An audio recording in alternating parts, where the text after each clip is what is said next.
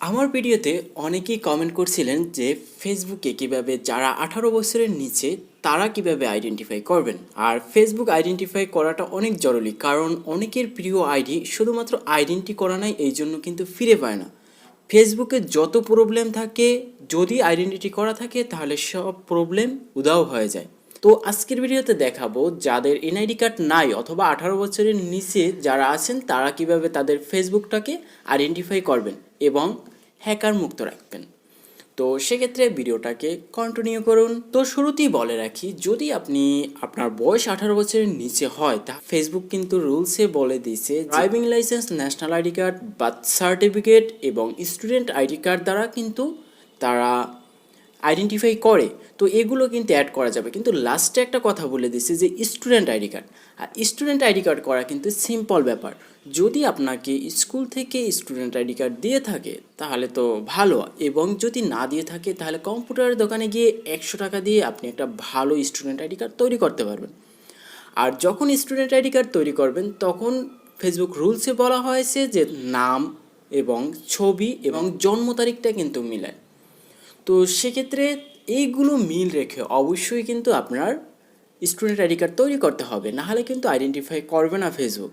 কম্পিউটারের দোকান থেকে স্টুডেন্ট আইডি কার্ড তৈরি করে এনে শুরুতে আপনার মোবাইল দিয়ে একটি ছবি তুলতে হবে।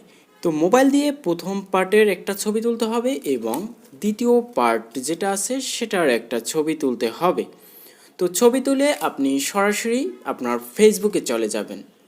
তো ফেসবুকে গিয়ে এখানে যে আছে 3টা দাগ আছে, তারপর নিচে একটু সেটিংয়ে চলে যাবেন। এখান থেকে দেখুন আছে পার্সোনাল অ্যান্ড অ্যাকাউন্ট ইনফরমেশন, এটার উপরে ক্লিক দিতে হবে। তারপর নিচে আছে আইডেন্টিটি কনফার্মেশন, তো এটার উপর অবশ্যই ক্লিক দিতে হবে। তারপর এখানে দেখুন নিচে আছে কনফার্ম আইডেন্টিটি, তো এটার উপরে ক্লিক যখন দেবো এখানে 2টা ধাপ আসবে।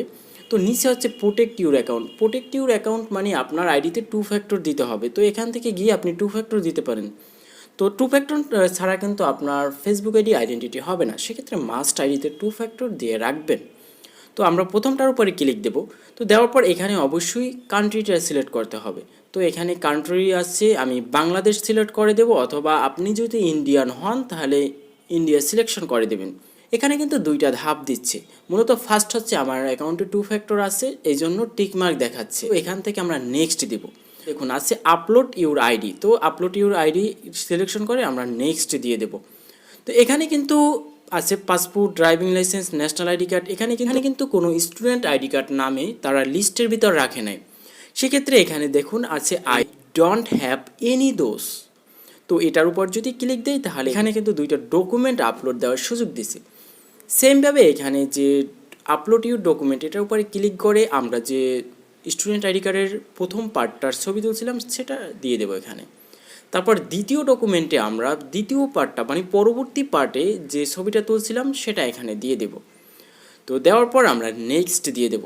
নেক্সট দেওয়ার পরই আপলোডিং ইউর ইনফরমেশন, মানে আমি যে স্টুডেন্ট আইডি কার্ডটা দিছি সেটা আপলোড হইতে আছে। এখানে স্টুডেন্ট আইডি কার্ডের জন্ম তারিখ এবং নামটা একটু মিল রাখবেন, তাহলে 100% হয়ে যাবে।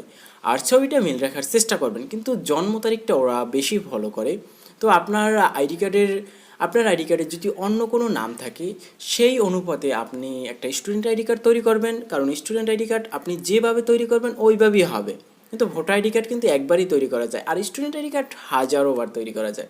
আর একটা গুরুত্বপূর্ণ কথা, আপনি যে স্টুডেন্ট আইডি কার্ডটা দিয়ে আইডেন্টিফাই করবেন ওই কার্ডটা কিন্তু হারাবেন না।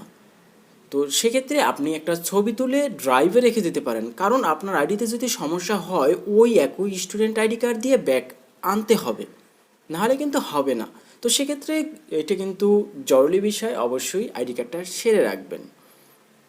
দেখুন এখানে কিন্তু আমারটা সাবমিট হয়ে গেছে, এখানে লেখা আসছে thank you for submitting your information, মানে আমি যে ইনফরমেশনগুলো দিছি সেটা কিন্তু ওখানে আপলোড হয়ে গেছে।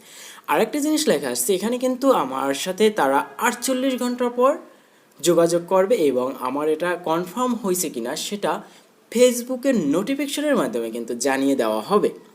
আর টেনশন নাই, যদি আপনার প্রথমবার না হয় পরের বার একটু সংযোজন বিয়োজন করে তারপর আপনি করতে পারেন। তো দেওয়ার পর দেখুন এখানে কিন্তু আমার এখন কিন্তু এটা প্রসেসিং চলতে আছে, কাজ চলতে আছে, মানে তারা এটা যাচাই করতে আছে।